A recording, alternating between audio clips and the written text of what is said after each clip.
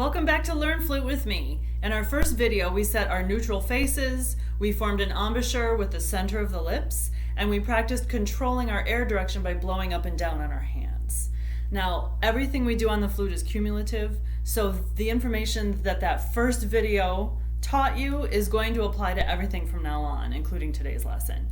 So if you've forgotten any of these concepts, that's okay, but please go back and review video 1 before proceeding. And make sure that you've got a favorite breathing gym exercise you're doing daily as well.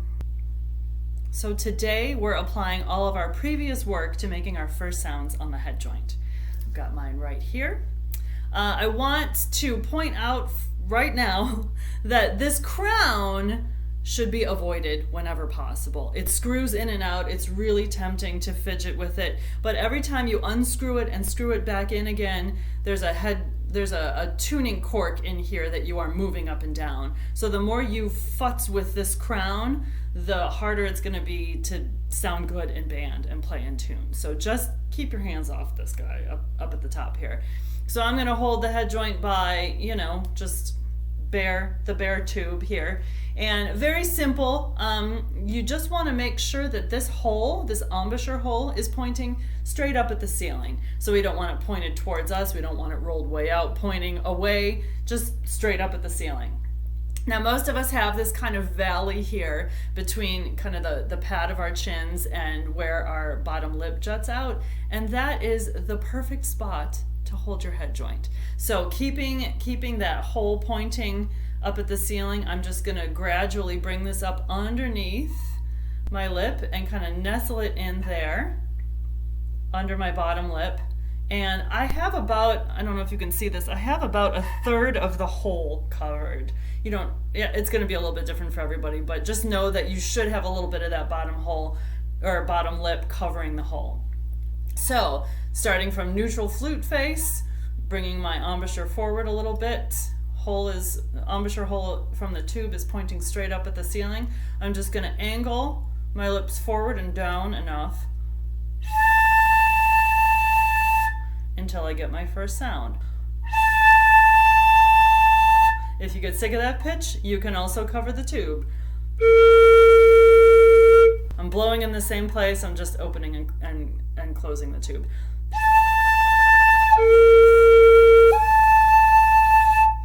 And that's all there is to it. So if you are having a hard time getting that first sound and it sounds something like, if you're getting mostly a wind sound, that just means that you're blowing too far across the hole. So if you remember that idea of blowing up and down on the straight line on your hand, if you're too far forward, if you're too high, then you're not going to get any tone. So imagine just bringing those lips down, making more of an aw shape inside your mouth and pointing down so that you're more like, in the lower part of your hand. And that should take care of that. And you can even trace that line down with your lips until you get the sound. If the sound is very muffled and very difficult to get out, then you might just be too rolled in with the head joint. So again, just double check, make sure that the embouchure hole is pointing straight up at the ceiling.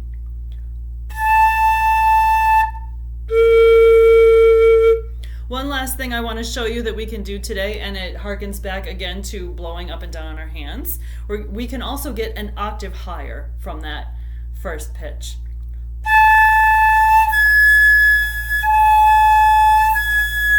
And I'm getting that higher pitch just by changing my airstream from pointing down here to pointing about here. So we can try that on our hands, just like we did in the first video. And now we can do it on the head joint.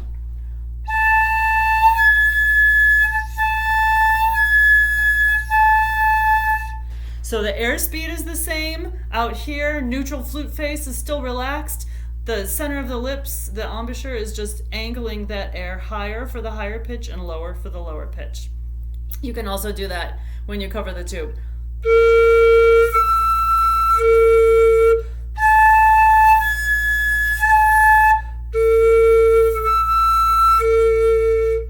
And that's all there is to it. So listen, some people get these sounds right away, and some people will have to work on it a little bit before they get it, and that's absolutely fine. This is pretty weird and specific, and it's not something you do with your mouths any other time except when you're playing your flutes. So the more you work on it, the less weird it'll be. Don't worry if it's not perfect right away, just keep trying, and make sure that you're using good form and going slowly and thoughtfully, and, enjoy the adventure. So I'd like you to practice making these sounds for 5 minutes every day.